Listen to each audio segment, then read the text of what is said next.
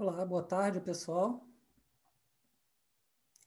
É um prazer para mim estar aqui hoje, podendo falar um pouco da minha pesquisa com vocês. E eu tenho que dizer que as opiniões expressas durante essa apresentação, elas são as minhas opiniões e dos meus coautores e não correspondem necessariamente com as opiniões e as posições institucionais da FGV, ok? Bem, então, dito isso, vou colocar a minha apresentação para a gente começar.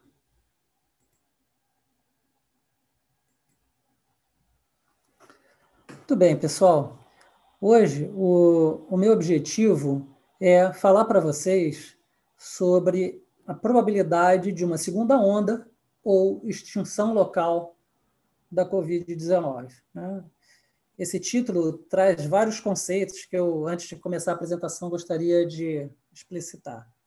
Bom, em primeiro lugar, o que a gente vai discutir hoje diz respeito a um contexto que é um contexto em que vários países do mundo estão neste momento, que é o momento em que, após um período de contenção, através de isolamento, distanciamento social e várias medidas que visam a minimização das transmissões, eles se encontram, algumas semanas atrás já se encontravam em um momento em que consideraram já seguro reativar as suas atividades sociais e comerciais, e com isso vem um maior risco, né? E, então, como é que a gente calcula esses riscos? Então, o objetivo dessa palestra é falar um pouquinho de que ferramentas matemáticas a gente tem a nosso dispor para poder calcular os riscos nesse momento importante. Talvez esteja passando pela cabeça de vocês, né, a situação do Brasil nesse contexto. Na verdade, a situação do Brasil não é essa. Nós estamos ainda em rápida ascensão. Porém, eu vou falar mais genericamente sobre a situação de vários países do mundo e, com sorte, esse contexto vai ser o do Brasil um pouco mais para frente, né? Vamos ver. Então, outro conceito que tem aqui é o seguinte, a ideia da segunda onda, né? Que uma vez que você libera, né, as atividades e você aumenta a taxa de contato entre as pessoas, o risco de uma segunda onda é real. Então, essa segunda onda seria a consequência de um aumento na taxa de contato entre as pessoas, provocando um crescimento súbito das infecções. E o terceiro conceito, né, extinção local, é muito importante. Né? Na verdade, esse conceito de extinção é um termo mais ligado ao processo estocástico que a gente vai estar discutindo hoje, do que o termo epidemiológico. Epidemiologicamente, a gente vai estar falando de algo que não se chama extinção para os epidemiólogos, mas sim chama-se eliminação das transmissões locais. Então, dito isso, e mais ou menos explicitando, né, o nosso ponto de partida, vamos entrar no assunto, né, definindo o nosso problema. Então, acho que a primeira coisa que a gente tem que se perguntar é como é que as epidemias morrem, né? As epidemias morrem por várias vias, né? Todas elas tendo o mesmo resultado final, que é a eliminação das transmissões locais e a eliminação de total, se possível, e definitiva, do número de indivíduos infectados na população. Quando a gente fala em eliminação, não significa que eles vão morrer todos, mas apenas significa que eles deixarão de ser infectados, podendo apenas ser recuperados, ok? Então, vamos lá, essa lista não é exaustiva, eu vou tratar aqui das principais vias para a eliminação de uma epidemia que a gente está acostumado a encontrar nos trabalhos nessa área. Então, a primeira forma de uma epidemia morrer ou acabar, né, seria se ela não tiver mais pessoas suscetíveis na população a quem infectar. Então, isso seria um caso, vamos dizer assim, o caso mais básico, onde não existe intervenção, não existe controle, e, eventualmente, as pessoas vão pegando a doença, e em um determinado momento não haverá mais pessoas suscetíveis, que ainda não tiveram a doença, ou seja, que não tenham imunidade na população, e por isso a epidemia deixa de existir. A segunda via, né, ou seja, o cruzamento do limiar epidêmico de 1 sobre R0, né, onde quando o número de suscetíveis cai abaixo de 1 sobre R0, através de algum mecanismo de controle, ele está associado com essa primeira via que eu mencionei. Nesse caso, é importante a gente lembrar que ao cruzar o limiar epidêmico, a gente corresponde, aí no linguajar popular, né, que a gente alcançou o pico. Não significa que a epidemia chegou ao fim. Após o pico, muitas e muitos novos casos ainda serão gerados e muitas mortes, eventualmente, ocorrerão antes que a doença efetivamente morra. Mas esse é um ponto crucial, o cruzamento desse limiar. Ele é crucial porque, uma vez cruzado esse ponto, não há volta, né? Considerando os outros parâmetros constantes, nada mais mudando, não há volta. Os casos declinarão até a sua eliminação. Terceira via seria pela morte, recuperação ou isolamento dos infectados. No caso da Covid, foram poucos os países que conseguiram, através que a gente chama de tracing and isolation, né, investigação e isolamento dos casos infectados, parar a epidemia. Se você fizer isso bem no início, quando apenas são uns poucos casos, você consegue isolar as pessoas que estão infectadas, elas ficam em casa, se recuperam plenamente, e depois acabou, não tem mais como a doença prosseguir. Só que isso é bem raro, poucos países no mundo conseguiram fazer isso. Provavelmente a Nova Zelândia foi um deles. Mas não tenho certeza absoluta de como foi o desenrolar do controle. Só eles mesmos sabem, se é que sabem. Outra coisa é quando há uma recuperação rápida, que não é o caso da Covid, onde as pessoas continuam transmitindo por vários dias, né? Ou por morte. Né? No caso, se a gente pensar numa doença com uma maior letalidade, como, por exemplo, a ebola, a transmissão pode ser interrompida simplesmente porque, como é uma doença muito letal, as pessoas morrem muito rápido antes que tenham tido a chance de transmitir para muitas outras.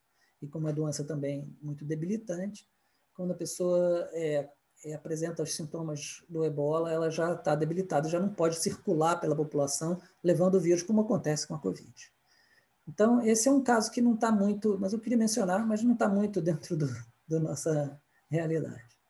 A quarta via seria através do bloqueio da transmissão, farmacologicamente ou de outra forma, né? Por exemplo, através do uso de máscaras, né?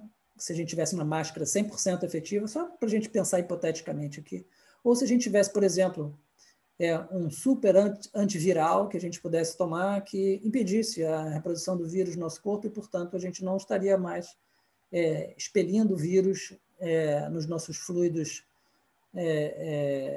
quando a gente tosse ou fala, mas isso também não está ao nosso alcance no momento. Nós não temos instrumentos farmacológicos e nem físicos, como máscaras 100% eficazes para causar o bloqueio da transmissão, mas isso é uma via possível. Né? E o último, que é o foco principal dessa apresentação, são os chamados efeitos estocásticos. Tá? Os efeitos estocásticos, eles advêm do fato de que um processo de espalhamento de uma doença infecciosa no mundo real, ele é um processo estocástico. Tá? E, portanto, quando os números de casos são baixos, próximos do zero, os efeitos, as flutuações estocásticas, vamos dizer assim, elas se tornam muito importantes, podendo ser usadas como um instrumento mesmo para análise de risco. Deve ser levado em consideração, pelo menos. Né? Quando os números de casos são muito grandes, né, os efeitos estocásticos eles perdem a sua importância, continuam presentes, mas perdem a sua importância relativamente a efeitos mais da média da população, efeitos estatísticos mais,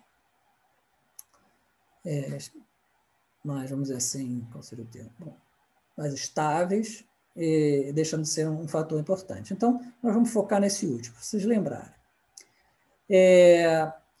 Então, outra coisa que eu queria colocar, que é super importante, que estava no título também, extinção local, né? Eu falei no título. E eu queria dizer para vocês que, apesar da gente falar de pandemia, os números de casos no Brasil ou nos Estados Unidos, as epidemias são fenômenos locais. O que eu quero dizer com isso? Eu quero dizer que a transmissão ocorre localmente, espacialmente localmente. Né? Quando uma pessoa encontra outra, ocorre uma transmissão, quando elas estão numa proximidade. Então, o processo de espalhamento é um fenômeno que ocorre espacialmente de forma local. E o que significa isso para o nosso... Por que isso é importante? Quando a gente olha para essa curva aqui, número de novos casos diários, eu tirei esse gráfico hoje, do site do John Hopkins, esse é o número diário de novos casos nos Estados Unidos. Quando a gente observa aqui esses vários picos, estão vendo? Como tem picos e vales aqui no decorrer dessa progressão da incidência. O que significa isso? Significa que, à medida que a doença, ou vírus, vamos colocar assim, se espalha espacialmente pelo país, um país continental como os Estados Unidos, vão ocorrendo várias epidemias locais, e esses picos que a gente vê nessa figura são justamente os picos locais. Tem um pico em New Jersey, tem um pico... É basicamente isso. Então, quando a gente vê uma curva nacional, é importante a gente lembrar que essas curvas nacionais são a soma de várias curvas daquelas epidêmicas clássicas que a gente vê nas várias apresentações, artigos, livros, textos que estão circulando por aí nesse momento da pandemia da Covid. Né? Então, eu queria lembrar isso para vocês, e isso é importante por uma outra razão também, que da mesma forma que as epidemias crescem localmente, elas também se extinguem por razões locais. Eu posso ter 50... Vamos ver aqui, né? Supostamente, não dá nem para a gente falar de números absolutos, mas vamos imaginar uma população como a do Brasil, onde nós temos, vamos supor que eventualmente a gente tem 1 milhão, e não leve meus números a sério, são só exemplos, ok? Quem tem 1 milhão de pessoas infectadas, vamos dizer, 700 mil que a gente já sabe, outros mais tantos que a gente não sabe. Então, bom, ainda tem, sei lá, 199 milhões de pessoas que podem pegar a doença, mas todas essas pessoas estão expostas igualmente a esse risco? Não estão. Então, o que acontece? Da mesma forma que a curva nacional é formada pela soma de múltiplas epidemias, da mesma forma a epidemia morre com a morte de cada uma dessas curvas locais. Por quê? Porque, como eu falei, as transmissões são fenômenos espacialmente locais. Então, se eu tenho um infectado na cidade, no bairro de Botafogo, e ele sai pela rua, e todas as pessoas com que ele encontra num dia típico já estão imunes à Covid porque já pegaram, esse caso vai simplesmente se recuperar sem gerar um segundo caso. E é isso que a gente chama de extinção local. Quando a chance de transmissão em um determinado local, porque as transmissões são locais, eu volto a enfatizar, então aquele processo epidêmico local se extingue. Quer dizer que ele não possa renascer das cinzas como a fênix? Não, ele pode renascer. Quando a gente retém alguma quantidade razoável, acima do limiar epidêmico, de suscetíveis de uma população qualquer, a segunda onda pode vir. Ou seja, um caso novo introduzido naquele local pode gerar um novo crescimento epidêmico, ou mesmo se a redução do número de casos fosse resultado de um processo de controle, não apenas desse processo natural de que eu acabei de falar, quando a gente relaxa o processo de controle, os casos voltam a crescer. Então, eu queria descrever bem esse cenário para que ficasse bem claro para vocês como é que essa dinâmica se dá, o que é global, o que é local, como a gente transita entre essas escalas. Bem, nessa apresentação, nós vamos nos basear em uma descrição do processo de transmissão da Covid-19 como um modelo CEIR, um modelo da família CEIR, né? O modelo CEIR significa suscetível, exposto, infectado e recuperado, né? Por sua vez, é um modelo membro da família SIR, né? Que foi introduzida lá em 1927, né? Com um dos artigos mais clássicos da teoria matemática das epidemias. Na verdade, a maior parte dos modelos publicados hoje sobre a Covid são variações do CEIR clássico, né? Esses modelos, da mesma forma como eles foram introduzidos em 1927, costumam ser escritos como um sistema de equações diferenciais, mas existem outras formas matemáticas de representá-los. Nós não vamos, nessa apresentação, nos debruçar em detalhes sobre essas variantes. Mas eu queria mencionar isso porque existe uma propriedade desses modelos que a gente diz determinísticos, baseados em equações diferenciais determinísticas, e contínuas, enfim, num espaço que evoluem num espaço contínuo, é que quando a gente fala em extinção, que é um tema que eu pretendo discutir nessa apresentação, quando a gente fala em extinção nesse tipo de sistema matemático, a gente está falando basicamente, que o I de T, ou seja, o número de infectados vai a zero, mas quando é que ele vai a zero nesse tipo de modelo? Ele vai a zero no limite quando o T vai para infinito. Então, mesmo que eu tenha cruzado o limiar epidêmico, meus casos estão indo para zero, quando é que eles vão chegar em zero mesmo, hein? Pois é. Eles fazem uma aproximação assintótica ao zero.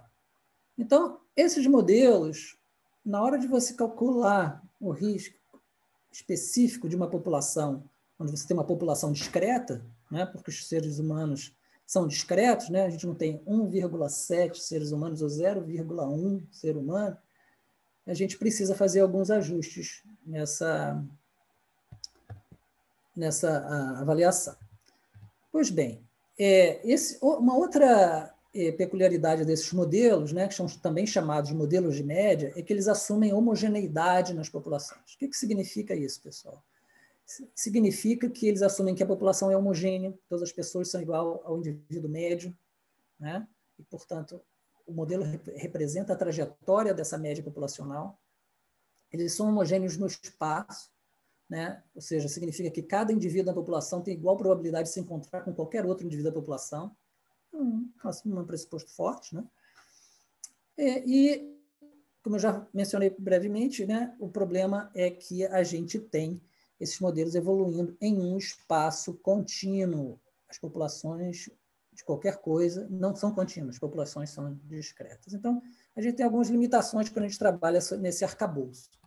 De qualquer maneira, isso não inviabiliza a utilidade desses modelos, tá? E nós, de fato, introduzimos aqui, como base para esse trabalho, a nossa própria versão do modelo CEIR. Então, como vocês podem ver aqui,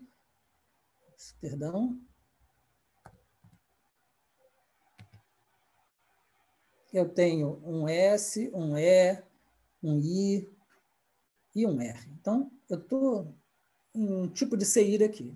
Eu fiz algumas modificações nesse CEIR, uma extensão do CEIR, né, como muitos outros autores fizeram suas próprias interpretações, acrescentando um compartimento assintomático, né? A gente está careca de ouvir, né? Como na Covid, as pessoas podem estar infectadas com SARS-CoV-2 sem apresentar sintomas e ainda assim transmitir, né? Eu tenho um compartimento que eu chamei de Q, como se fossem as pessoas que estão Q de quarentena, mas são as pessoas que estão dentro de casa, vamos dizer assim, não estão participando do congresso social, onde elas vão poder, então, dar e receber vírus. Uma determinada fração que a gente assume nesse modelo que está ficando em casa quietinho. Né? Eu tenho a possibilidade dos indivíduos sintomáticos, que são esses caras aqui, evoluírem para hospitalizados. Né? Esses hospitalizados, que são os casos graves, efetivamente podem morrer ou podem se recuperar. Todos podem, os outros demais também podem se recuperar, o I e o A. Ok? Então, essa é a minha, vamos dizer assim, a minha versão dos fatos. Né? Cada um pode eleger os aspectos mais importantes que acha mais importante do processo de transmissão da Covid para gerar seu próprio modelo. E esses foram os que eu elegi para essa análise que eu estou apresentando para vocês. Em equações, né, em equações diferenciais, esse modelo fica dessa forma. Né? Eu não vou me deter muito aqui, apenas apontar aqui que eu tenho o lambda aqui, que é um parâmetro que não apareceu no diagrama acima, que é a força de infecção. Então, é importante dizer que eu estou considerando aqui tanto os sintomáticos quanto os assintomáticos transmitem. Eu não estou considerando que os pré-sintomáticos ou expostos transmitem. Isso é um fator que poderia ser incluído no modelo, mas eu preferi não incluir, para haver ainda menos evidências sobre essa transmissão pré-sintomática quanto a evidências para assintomáticos. Então, eu resolvi deixar de fora. Então, essa é a cara da coisa, né? As características que eu ressaltaria como importantes nessa versão da transmissão da Covid seria eu uso um parâmetro de contenção, que é o que vai determinar a fração dos indivíduos que estão ficando em casa, completamente em casa, eu diria, né? Radicalmente em casa. Né? Eu tenho esse compartimento explícito, já falei, e o compartimento hospitalizado, que apresenta uma mortalidade com uma taxa MI. O objetivo de eu apresentar esse modelo nessa apresentação não é o de fazer projeções ou ajustar aos dados. O objetivo de eu apresentar esse modelo aqui nessa apresentação é a gente estudar aspectos qualitativos da dinâmica desse modelo e como ele pode nos ajudar a discutir o ponto que a gente quer discutir, que é a questão do risco da segunda onda e da eventual extinção local ou eliminação local da transmissão. Ok, então, se a gente olhar, esse é um dos poucos gráficos que eu vou mostrar aqui, se a gente olhar para uma situação padrão, usando esse modelo, ignorem a linha vertical, nesse momento ela não significa nada, considerando nenhum isolamento, o que é aquela fração de indivíduos que ficam em casa é zero, então ninguém fica em casa, o que aconteceria? E aqui eu também estou com uma escala aqui que também não é realística, esqueçam os números, é mais que a gente está olhando aqui qualitativamente.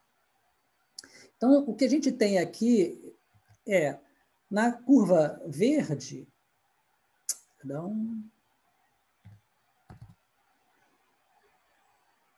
na curva verde,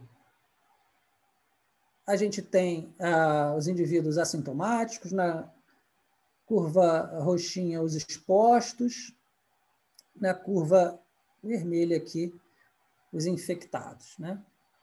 Então, se a gente não fizer nada, o destino, todo mundo já falou isso 1 milhão de vezes, né? A gente já viu isso na televisão e tudo mais. Se a gente não fizer nada, a epidemia se espalha, cresce e decresce, assim como está nesse gráfico. Eu arriscaria dizer que, na verdade, mesmo que a gente não fizesse nada, a curva real não seria exatamente essa, porque as pessoas não são iguais, não são homogêneas, o espaço onde elas circulam não é homogêneo e a população não é homogeneamente misturada. Então, alguns dos pressupostos vão sempre continuar sendo falsos dentro dessa coisa, mas para efeito de a gente imaginar um cenário básico, uma hipótese nula de nenhum controle, é isso que a gente esperaria. Os casos indo lá para as estrelas, depois voltando a zero, a partir do momento em que a gente acaba com os suscetíveis. Muito bem.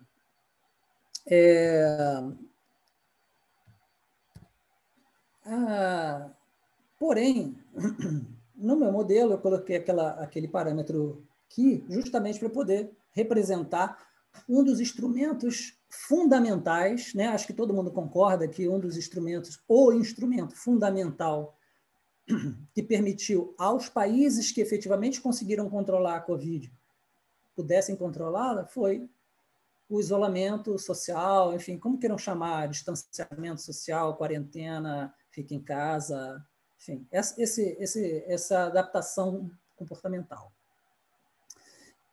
Então, no nosso modelo, a gente introduz isso, pode introduzir isso, né, alterando a dinâmica de transmissão, fazendo com que o Qi, em vez de ser uma constante, passe a ser, então, uma função do tempo, onde a gente pode imaginar aqui uma função de ativação e desativação desse isolamento, né, como está mostrado aqui para essas funções A e D, e aí eu pego o meu valor desejado, perdão, sempre consigo ativar o meu valor desejado de Qi, multiplico pelo produto dessa função de ativação e desativação, né? E obtenho, então, o valor de Qi no instante T, da forma como a gente vê nesse gráfico aqui à direita. Então, se eu tenho aquela função Qi de T sendo composta pelo valor do Qi constante e as funções de ativação e desativação, eu então tenho que, dependendo do instante de tempo, eu vou ter o isolamento social sendo ativado e depois desativado em um determinado dia. Então, com isso, eu posso representar esse mecanismo de distanciamento social, isolamento, dentro da dinâmica do meu modelo, que é o que justamente eu quero fazer. Então, se eu fizer isso, né? Se eu fizer isso, então eu obtenho uma dinâmica que não é mais aquela que a gente viu anteriormente. Novamente, aqui eu continuo plotando o E, o I e o A. E aproximadamente... Aproximadamente aqui nesse instante de tempo, a gente, na verdade, no 50, a gente iniciou ligou, vamos dizer assim, o isolamento, e aqui, um pouco depois do tempo 100, aí, sei lá, 105, a gente desligou. Então, a gente vê aqui, teoricamente, e, muito importante, segundo a dinâmica descrita pelo modelo de equações diferenciais determinísticas, o que é uma segunda onda? Né? Por que isso acontece? Porque nesse momento inicial, quando a doença estava em franca ascensão, eu cortei o número de contatos entre indivíduos drasticamente. Né? Aqui eu botei Qi igual a 0,9. 90% das pessoas ficam em casa. Por que eu escolhi esse número? Para a gente poder ver um exemplo bonito aqui que ficasse bem, bem marcado. Né? Isso faz com que, imediatamente, se eu retirei 90% suscetíveis da população, então os suscetíveis efetivamente tomando parte no processo de transmissão está bem abaixo do limiar epidêmico, certo? Chamada imunidade de rebanho. Então, imediatamente o sistema dá meia volta e vai em direção a zero. Só que, como a gente viu em diversos países, né, a gente, em algum momento, as pessoas vão desenvolvendo, opa, que legal, passamos do pico, agora já podemos soltar. E quando elas soltam, elas se esquecem que aquele bando de suscetíveis que estava protegidinho volta para a circulação social, e aí você tem uma imensa segunda onda, né, que é tão certa como 2 e 2 são 4. Não tem como evitar, nesse caso aí. E quem não acredita nisso, está aqui um exemplo do mundo real. Esse aqui é o caso do Irã, esqueci de anotar aqui no slide. Esse aqui é o caso do Irã, em que o Irã, eles, coitados, assim, muitos países cometeram esse erro, aliás, alguns países cometeram erros ainda piores, né? Então, no Irã você tem aqui a primeira onda, né? E nessa primeira onda que está aqui, né? A gente vê que ela, em determinado momento, ela interrompe o crescimento e começa a descer. Isso é efeito do contingenciamento, né? do isolamento social. Então, começam a cair de forma mais ou menos exponencial os casos, né? Por volta, se eu não me engano, pelas notícias de jornal, por volta de 15 de abril, o governo do Irã falou, ok, já passamos bastante do pico, já podemos abrir. E olha que interessante, que isso é o que vai acontecer, a gente ainda vai ver outros exemplos disso no mundo. O efeito é imediato? Não, o efeito não é imediato. O efeito veio 2 semanas depois, no início de maio, a gente começa uma súbita segunda onda, bem de acordo com o que a gente imaginar. Por que existe esse atraso, gente? Porque o processo descrito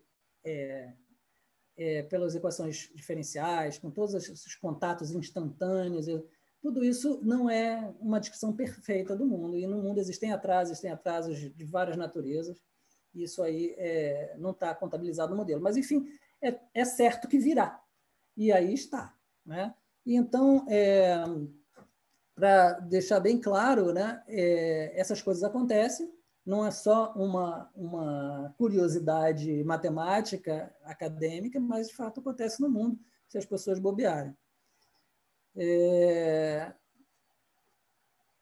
Então, isso nos leva ao ponto exatamente onde a gente quer entrar com a nossa análise. Né? E por que a gente começou com o modelo de equações diferenciais, que eu falei que tem tantas limitações? É porque ele também tem as suas utilidades. Por exemplo, a gente quer entender o efeito desse período de restrição de contatos, certo? Eu estou chamando aqui de containment, vou usar esse termo, o termo que as pessoas têm usado nos artigos, containment. Né? Por exemplo, ao escrever aquele sistema de equações diferenciais, eu posso analiticamente encontrar uma expressão para o R0, o número de reprodução básico daquele modelo, que é algo que vocês também já devem ter ouvido falar. E se vocês vão ver que esse R0, para esse modelo que nós temos, ele depende do que é aquele parâmetro de qual a fração das pessoas que estão em casa. Nesse caso aqui, está representado um Qi constante, mas esse Qi poderia ser um Qi de T, uma função do tempo, como eu também mostrei para vocês.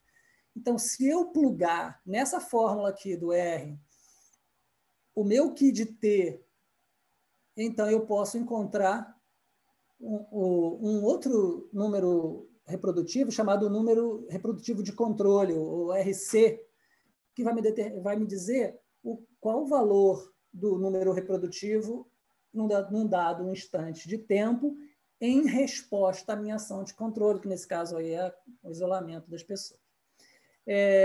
Por que isso é importante? Porque com isso, e olha só, estamos só no modelo determinístico, com isso nós podemos, então, saber, ok, se eu aplicar 75% de controle, então meu R vai para tal, meu RC vai para menos que 1, e meus casos vão cair, eu posso... Então, você pode fazer todos esses planejamentos. Não que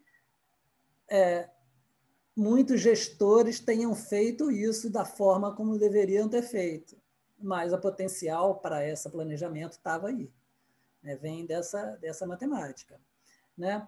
Mas onde eu quero chegar, né? E eu vou aproveitar os resultados do modelo determinístico, o que eu quero chegar é construir uma versão estocástica desse modelo que eu chamei de CIR, né? Que é um CIR com assintomáticos e hospitalizados, né? Veja bem, vou explicar para vocês como é que a gente chega nisso aqui, mas eu queria dizer para vocês por quê. Por que a gente vai construir essa versão estocástica? Porque, como eu falei para vocês, em primeiro lugar, o processo epidêmico é um processo estocástico na natureza. Então, se a gente pode representar ele de uma forma mais próxima da sua natureza verdadeira, ótimo, né? Segundo ponto, que eu acho que é ainda mais importante, ou tão importante quanto, é o fato que, nesse particular versão de modelo estocástico que eu vou construir, é um processo de ramificação multivariado, também, nesse caso, a gente pode chamar isso de um modelo marcoviano em tempo contínuo, ou seja, ele mantém o tempo contínuo, porém, ele considera o estado do sistema agora uma variável discreta. Então, como é que a gente sai daquele modelo que a gente tinha lá de equações diferenciais ordinárias para esse modelo estocástico Continuous Time Markov-Model? A gente faz o seguinte: primeiro a gente lista, como está nessa tabela aqui, né, todas as transições de estado possíveis para esse sistema. Então aqui eu posso ter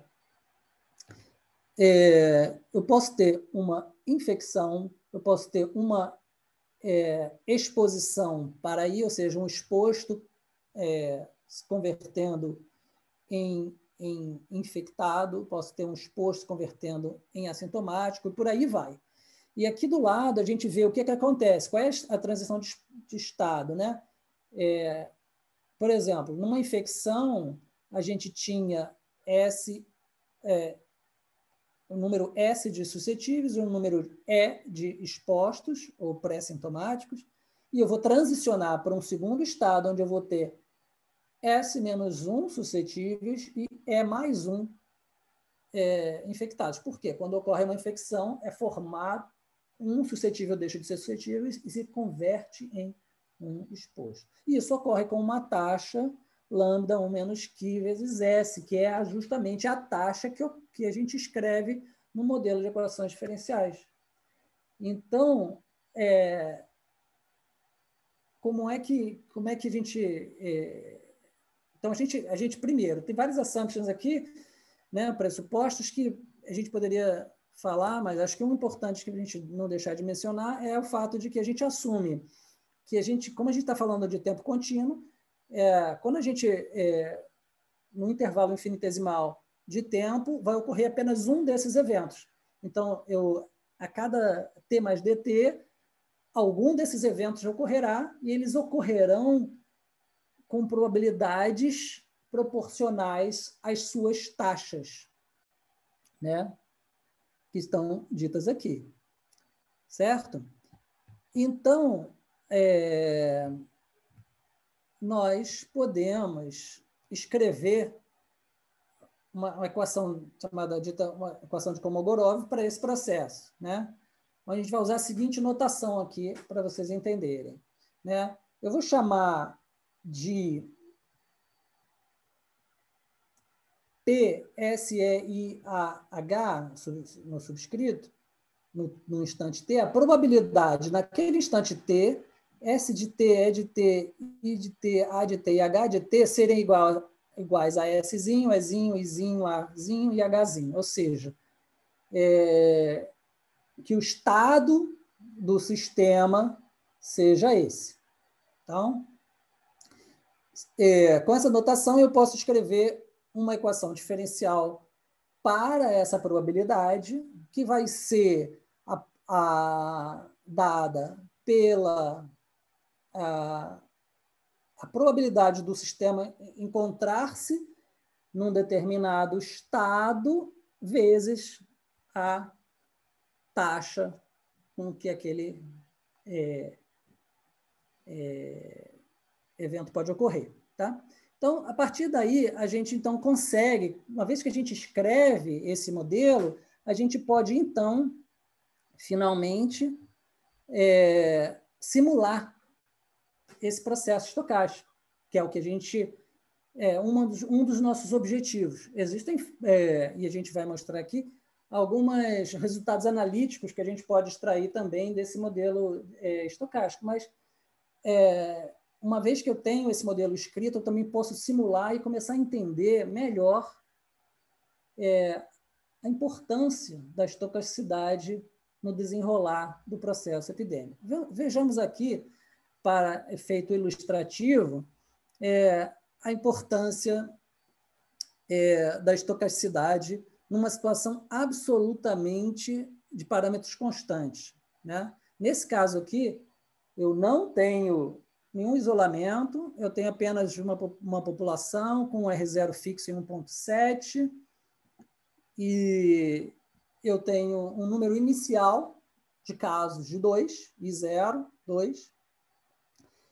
E observem como, né, que são 10 simulações, sendo que 3 delas vocês não veem porque elas já foram para zero ali no início da história, da simulação, 7 curvas permanecem, mas vocês veem que com exatamente os mesmos parâmetros, variações estocásticas do momento exato quando ocorrem as transmissões, né, vai determinar uma variação substancial da posição do pico, né, mesmo da altura do pico. Se eu realizar uma quantidade absurda de simulações como essa, a média dessas trajetórias vai ser idêntica à média gerada pelo modelo de equações diferenciais ordinárias que eu mostrei lá em cima, mostrando que esses modelos são equivalentes. Mas o importante da gente ver é que no mundo a gente observa uma realização do processo estocástico. E pequenas flutuações estocásticas, especialmente no momento em que os números são pequenos, que é esse momento inicial, é extremamente importante para o que vai acontecer depois. E é esse um dos pontos centrais do nossa apresentação de hoje.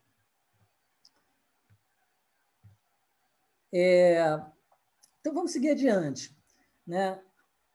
A partir de alguma manipulação que eu não vou ter tempo de mostrar aqui, desse tipo de modelo, a gente pode calcular uma probabilidade de extinção de um processo epidêmico, dado que ele começou, em algum determinado momento, com um número de infectados e zero, né? O número de infectados no tempo zero. Para o modelo SR, eu coloquei aqui, embora a gente não esteja usando o SR, eu coloquei aqui por simplicidade, porque é uma expressão mais simples que a gente consegue intuitivamente entender. Eu vou dizer para vocês que, olha só, quanto mais pessoas eu tenho no início, já que essa fração aqui, a gente sabe que o R0 é um valor que está acima de 1, porque quando R0 é menor do que 1, a probabilidade de extinção é 1, a gente já falou sobre isso, né? Quando R0 é menor do que 1, o sistema necessariamente vai para a extinção, após algum tempo.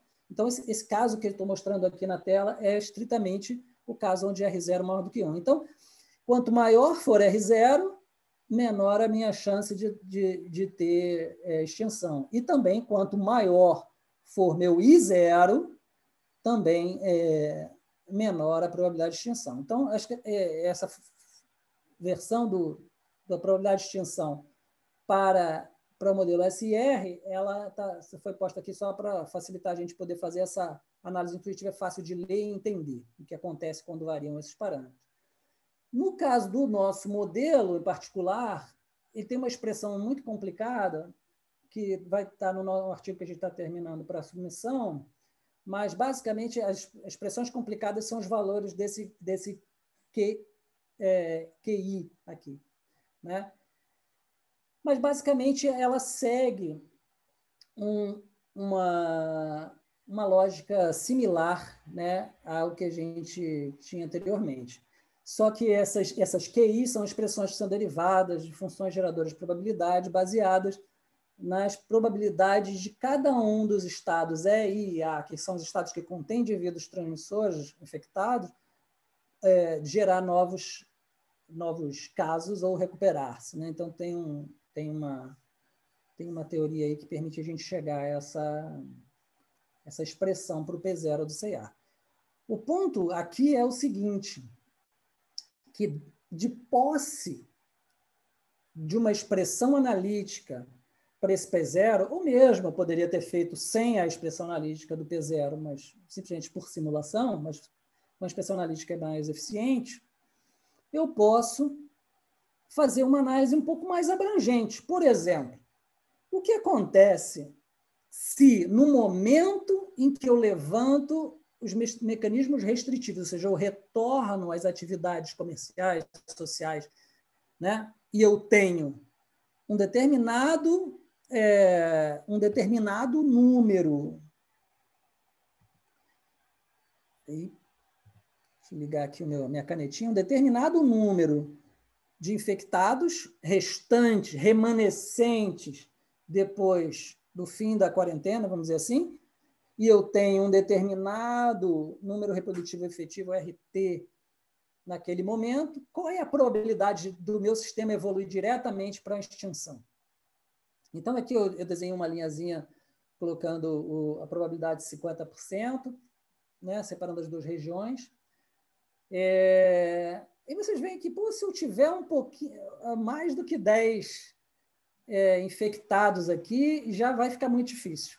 E, de fato, né, é isso que essa fórmula nos diz. Isso aqui é para o SE, para o SE e SE é para o modelo CIAR. Esse gráfico, tá? Não é para o SR que a gente mostrou, não. Está usando a fórmula analítica do SE do CIAR, o P0 do CIAR. Agora, só que a gente tem que lembrar de um pequeno detalhe. Lembra que eu falei que o processo de transmissão é um fenômeno local? Então, a gente não pode dizer, mas no Rio eu ainda tenho cerca de 2.000, 10.000 casos ativos. Sim, mas esses 10.000 casos ativos não estão homogeneamente misturados numa arena. Eles estão separados. Então, quando eu falo em extinção local, eu estou pensando numa determinada comunidade, onde, se for feita a contenção de forma razoável, você pode esperar, ok, agora eu estou tendo cerca de 10 a 20 casos ativos só na população, então eu posso soltar que eu tenho uma probabilidade de extinção razoável. Essa é a lógica que a gente quer fazer.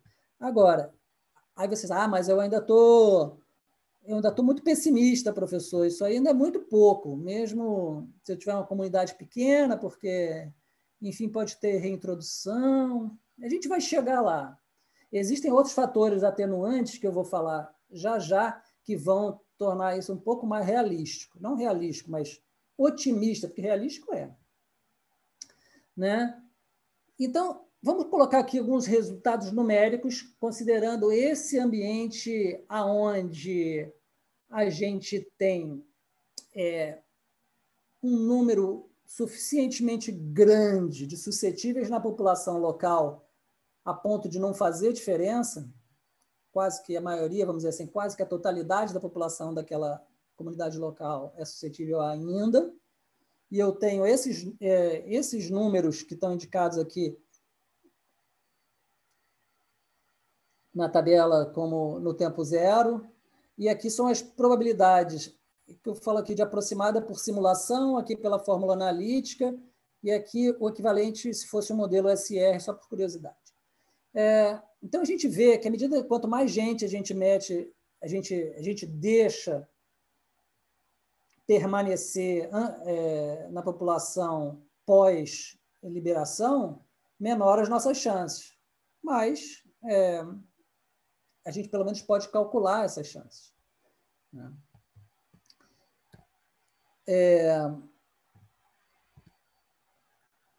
Mas e a tal da imunidade? Eu vi o jornalista falar que a gente nunca vai chegar nessa imunidade de rebanho, ou pelo menos não vai chegar tão cedo, só daqui a uns 2 anos. E, de fato, ele não está errado. Só que precisamos chegar na imunidade de rebanho? Essa é a pergunta-chave. Será que ter alguma imunidade acima da imunidade de rebanho, ela não é melhor do que não ter nenhuma? Né? Ou seja, abaixo, como vocês quiserem, que não esteja, não tenha cruzado o limiar, né? Mas que, né, ainda assim me dá uma tranquilidade. Por exemplo, se a gente pensar só por simplicidade, no modelo SR com R0 de 3, né, a continha é simples. A gente tem que, o limiar epidêmico S tem que cair abaixo de 30% da população. Tem que ter meu número de suscetíveis na população tem que estar abaixo de 30%. Veja bem, aquele 1 sobre R0, né, pessoal? Então, isso é muito, de fato, levaria um bom tempo para a gente chegar, especialmente com os mecanismos de contenção, levaria muito tempo para a gente chegar a 70% da população imune. Contudo, o que eu estou calculando aqui para vocês agora é usando exatamente a mesma fórmula e falando o seguinte: se eu tiver 0, realmente, se eu tiver 10 infectados, minha chance de extinção estocástica do processo é de meros 35%. Mas se eu começar a ter 10% de pessoas já imunes nesse momento, eu dobro essa chance de extinguir. Se eu tiver 20%, eu vou para... A coisa cresce rapidamente, é isso que eu quero chegar. Esse é onde eu quero chegar. Tá? Então, pessoal, aí a coisa começa a ficar mais otimista. Né? Eu começo a poder pensar, veja bem, não é tão difícil assim. E quando eu penso em uma comunidade local, a coisa é ainda mais otimista. Eu queria voltar aqui um pouquinho para falar uma outra coisa. Vocês estão vendo aqui, né,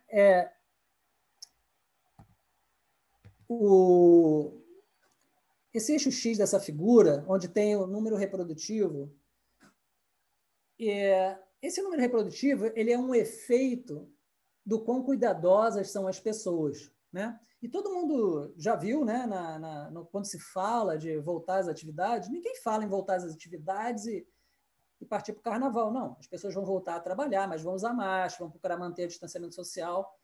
Então, esse tipo de comportamento, que não é de total isolamento, mas que minimiza os contatos e o sucesso na transmissão, ele efetivamente é o que vai determinar qual será o R0, perdão, não o R0, mas o R efetivo no momento pós-contenção. E isso é super importante, porque vai permitir, então, a gente ainda empurrar a situação mais para esse canto aqui, aumentando as nossas chances de obter uma extinção natural desse processo estocástico de transmissão. Né?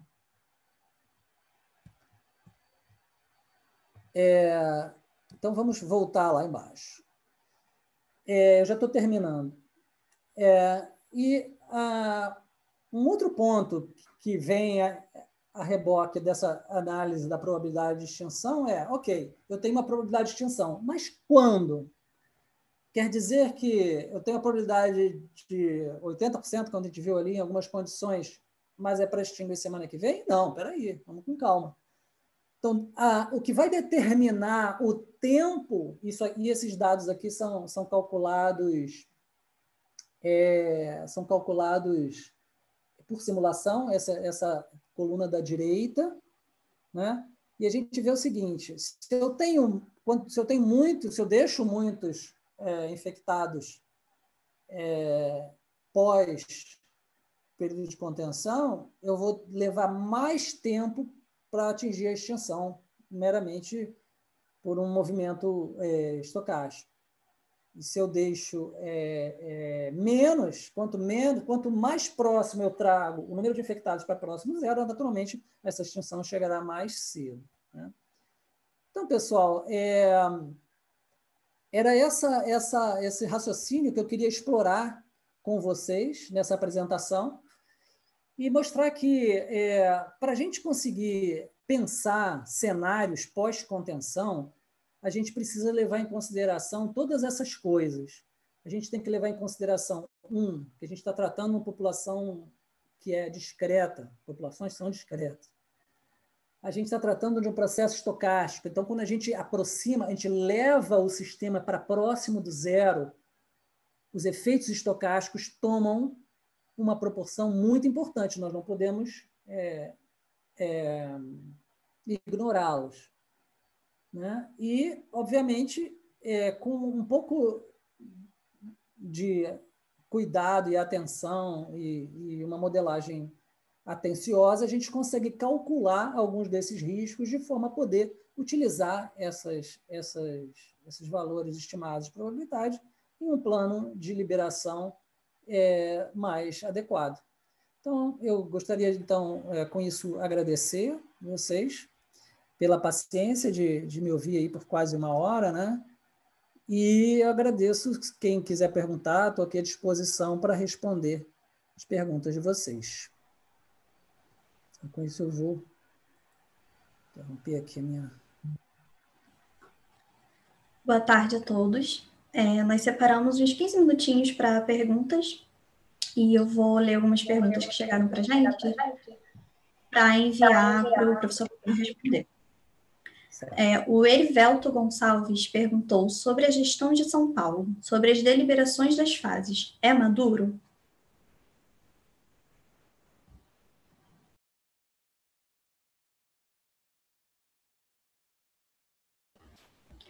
Professor, o seu microfone está desligado.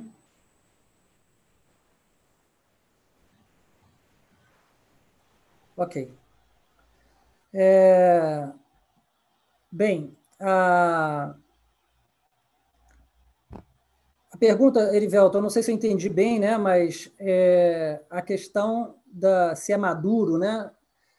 Olha, como eu falei para você, a gente tem que ponderar várias coisas. Eu não falei na minha apresentação dos aspectos econômicos e custos que devem ser colocados numa decisão dessa aí. Isso aí é uma coisa que foge um pouco ao escopo de uma palestra só.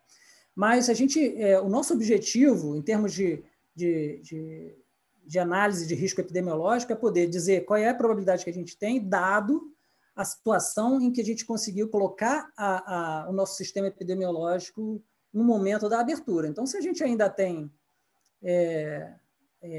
muitos casos ativos na população, quer dizer que a gente está necessariamente destinado a uma segunda onda? Depende, porque ainda acima disso a gente vai ter a forma como o governo vai lidar, porque no momento de um crescimento de uma nova onda ainda existem as outras ferramentas, como o acompanhamento, identificação e isolamento de casos, tratamento hospitalar, retorno à quarentena, não podemos esquecer. Então, tudo isso resta como recurso, né?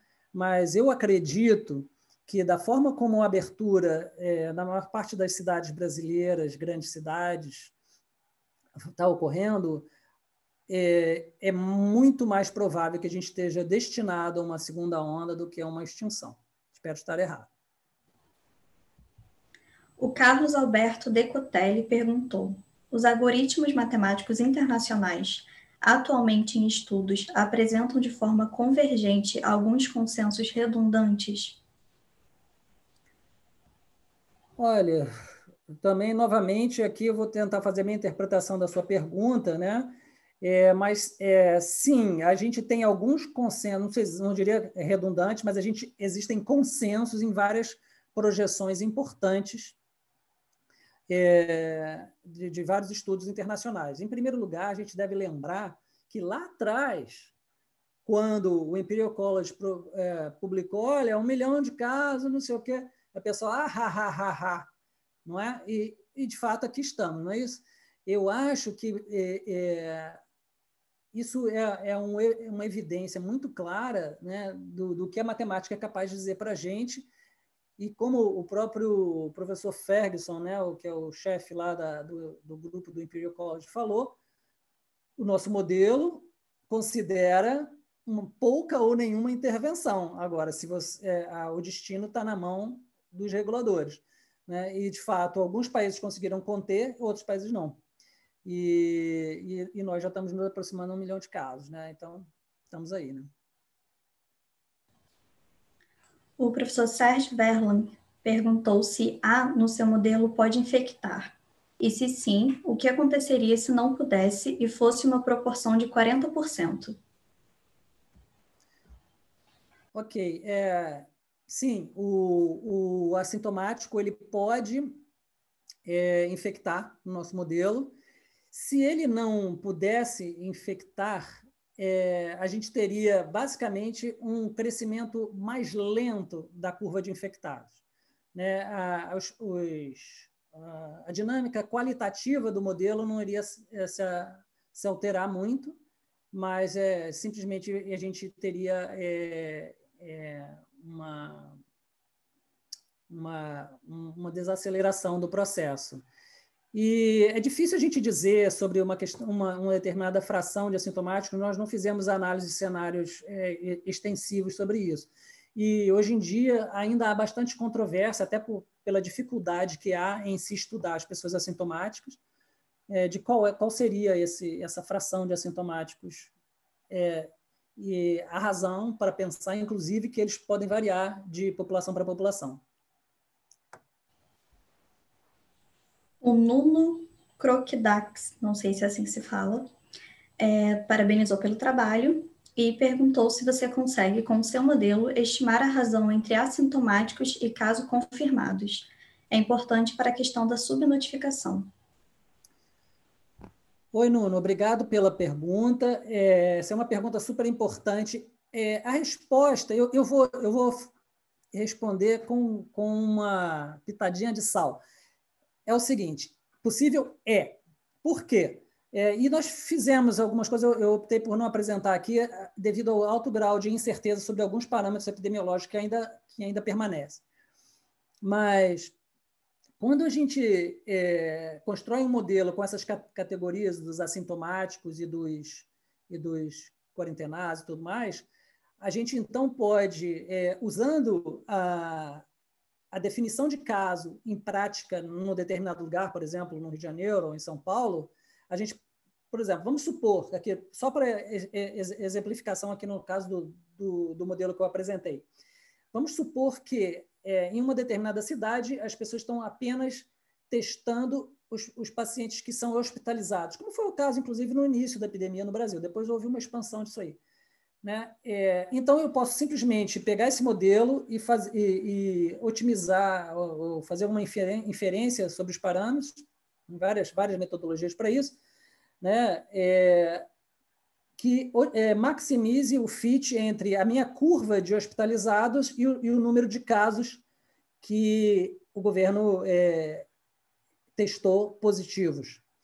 Então, com isso, se o meu modelo, se os meus pressupostos epidemiológicos estão corretos, e os demais valores parâmetros, eu posso, então, determinar que para aquele número de H, eu vou ter necessariamente um determinado valor bem maior de assintomáticos. Então, sim, é possível. Porém, a dificuldade e a razão pela qual eu não estou me aventurando muito nisso é a questão de que muitos dos parâmetros epidemiológicos ainda estão em aberto. Essa questão dos 40%, que o professor Verlan falou, é um dos fatos. Né? Então, a gente precisa ter muito cuidado, né, na hora de a gente apresentar uma projeção, porque,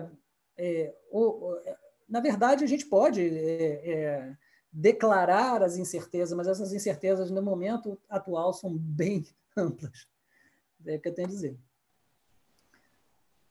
O Pedro perguntou se podemos caracterizar uma segunda onda baseado somente no número de novos casos, porque o número de testes pode aumentar também. Então, teríamos que olhar o número de óbitos para ter certeza dessa segunda onda.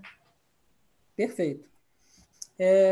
Pedro, você tem razão. E normalmente, quando se a gente se propõe a fazer uma projeção e ajustar o modelo aos dados já reportados, o que a gente tem feito internamente e o que deve ser feito mesmo é você utilizar as duas curvas. Quanto mais informação você tem, mais bem restrito vai estar a tua projeção a cenários realísticos, né? Porque o teu modelo tem que satisfazer simultaneamente uma aderência boa à mortalidade e aos números de casos, né? Isso é bem interessante porque o bacana disso é que, como dentre a mortalidade não existem mortos assintomáticos, né? Quando morre, embora a gente saiba que tem alguns problemas aí de registro de todas as mortes relacionadas à Covid, a mortalidade tende a ser uma medida mais precisa do que a testagem, porque a testagem inclui diversas fontes de incerteza, não só a questão da incerteza de se você vai ou não identificar todos os casos que existem, como também a incerteza do teste, que tem uma especificidade, uma sensibilidade, e por aí vai. Então, é muito importante poder utilizar a mortalidade. E com isso, obviamente, uma vez que você ajustou, você pode, então, ter certeza que você consegue prever dali para frente não só os casos, como também a mortalidade. O Antônio Ramos perguntou se R0 foi calculado via Next Generation Matrix.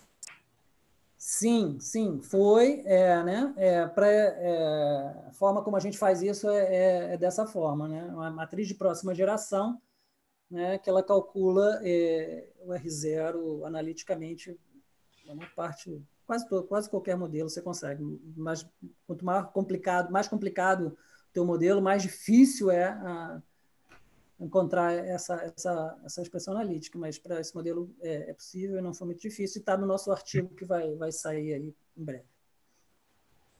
O professor Moacir perguntou se a transição de S para E depende de I.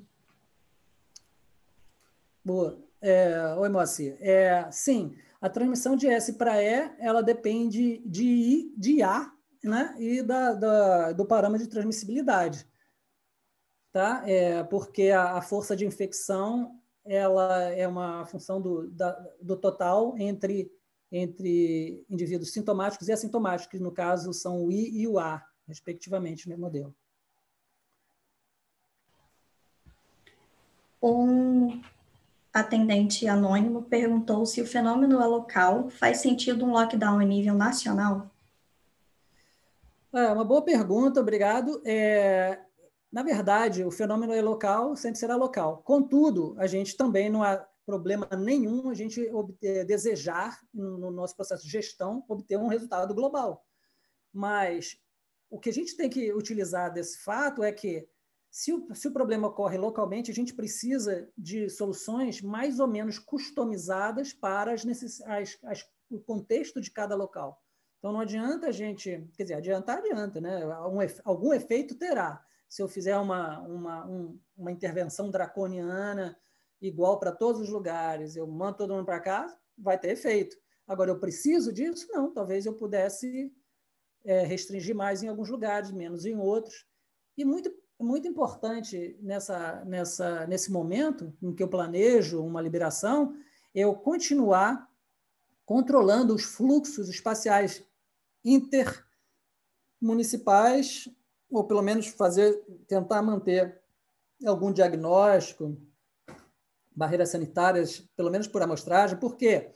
Porque a reintrodução, mesmo que a gente obtenha uma extinção local por efeito da contenção, ela pode ser reinfectada se eu deixo o influxo correr solto nesse período após essa vitória local, né? Então, isso é uma coisa que tem que ser levada em consideração. O Lucas Machado Musquem falou, ótima apresentação, fiquei com uma dúvida em relação aos compartimentos. É o compartimento dos assintomáticos. A OMS distinguiu o significado de pré-assintomático e assintomático, e, além disso, destacou que a transmissão de assintomáticos é muito rara. Do ponto de vista leigo, acho que essa distinção técnica atrapalha um pouco, mas como isso fica no seu modelo, dado que lambda é igual a beta? E igual a A. Oi, Lucas.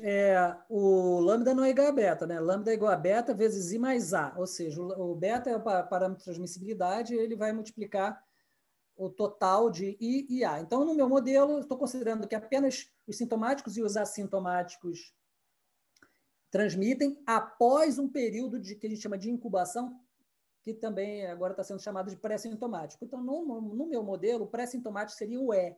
Ele existe, mas eu não estou considerando que ele transmite. Aliás, essa história da OMS já voltaram atrás nessa posição e aparentemente a visão preponderante é que os assintomáticos transmitem sim. Os pré-sintomáticos aparentemente também transmitem, mas eu diria que se os assintomáticos transmitem em uma intensidade menor do que os sintomáticos, os pré-sintomáticos seria ainda menor. Por isso que eu acho que não é um pressuposto tão forte considerar que o pré-sintomático, no caso o E, no meu modelo, não transmita. O César Felipe Salomão pediu para o professor falar um pouco sobre o sistema incluir a probabilidade de mutação do vírus e talvez um fator para se essa mutação seria mais letal ou não. Olha, César, essa é uma questão importante, epidemiologicamente falando, mas ela completamente transforma a dinâmica. Se você considera isso, aí a gente pode tomar lições da dinâmica da gripe. Na gripe, o que acontece? É um vírus que tem uma evolução muito rápida, diferente da maioria dos coronavírus, que não evoluem tão rapidamente, e, portanto, o vírus da gripe ele é capaz de mutar, ou seja, que a gente chama de escapar as nossas defesas imunológicas através de mutação, de um ano para o outro. A gente não espera que o corona seja capaz de fazer isso, mas pode acontecer. A gente não sabe tudo sobre o corona, na verdade, sabe bem pouco. Mas acontece o seguinte, se a gente considera isso, basicamente um novo jogo. O campeonato fechou, começou um outro campeonato, entrou um vírus novo. E aí começa tudo do zero. Se você tem uma mutação que corresponde a um escape imunológico efetivo, toda a imunidade da população se reverte para zero e aí você está no estaca zero novamente. Então, quer dizer, depende como você considera esse risco, mas basicamente o que eu quero dizer é que não faz sentido a gente misturar isso no mesmo modelo que a gente está trabalhando essa epidemia, porque é um outro campeonato, como usando uma analogia de futebol aqui, se me permite. Matheus Popes perguntou se I não deveria poder ir para quê? Oi, Matheus. Isso é uma coisa legal, você fez uma observação muito importante. Essa seria a situação em que a gente teria, que a gente chama de contact tracing e isolamento, né? Seria um outro modelo, esse meu modelo não inclui contact tracing, porque no contact tracing justamente o que acontece é isso. Por exemplo, imagina o cara chegando no aeroporto, ele passou lá no termômetro, estava com febre, ele vai ser testado e aí ele é isolado. Alguns países fizeram isso. No nosso país, não teve muito isso. Se ocorreu muito pouco essa ideia de isolamento de casos. Talvez só no início isso é possível. Então, em um modelo em que você já está olhando para uma situação mais avançada, o isolamento dos Is deixa de ser, não vou dizer relevante, mas deixa de ser realístico. Outra coisa que pode acontecer nessa linha aí, que talvez também tenha o seu interesse, é que se o assintomático também não sabe que está sintomático, ele também pode ficar em casa. Não quero pegar a doença. Se ele souber que ele já pegou, ele provavelmente não vai ficar em casa. Mas se ele não sabe, ele também poderia estar se retirando. Então, isso também seria uma modificação possível para esse modelo. Tá? Não está, mas poderia ser modificado para incluir. E agora nós vamos para a última pergunta, que é do Rogério Emigídio. Também não sei se assim se fala. Pelo número de casos no Amazonas, parecem observar um caso de outliers na partida. podemos dizer que algo ainda a ser decifrado no processo de contaminação naquela região carece de maiores explicações. Rogério, tudo bem? Olha, eu não tenho a resposta exata para o que ocorreu em Manaus, eu vou te dar a minha opinião. Para quem já esteve em Manaus, Manaus é uma cidade de alta densidade demográfica, é uma cidade de espaços muito densos, de muita gente circulando, de fato, Manaus sofreu um espalhamento muito rápido se comparado com demais cidades do Brasil. No início da epidemia, nós fizemos algumas estimativas, algumas análises de cenário, considerando a introdução da doença no Brasil por Rio e São Paulo, e imediatamente, em menos de uma semana, Manaus apareceria infectado, porque existe um grande fluxo de pessoas de Rio e São Paulo para Manaus em condições normais de movimentação da população brasileira. Então, mesmo que a doença tivesse chegado por Rio e São Paulo e depois ido para Manaus, ela ainda assim teria começado a se espalhar em Manaus de forma bastante precoce. Contudo, existe uma hipótese que não pode ser descartada de que, devido à natureza da atividade econômica na Zona Franca de Manaus, a fluxo de cargas e a chegada de pessoas, inclusive da China, né?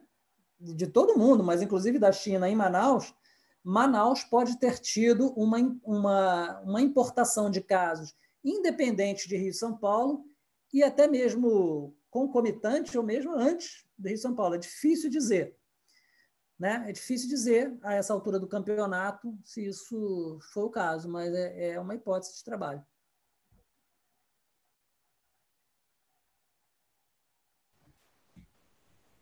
Professor, como eu disse, essa foi a última pergunta, então acho que já podemos encerrar. O que o senhor acha?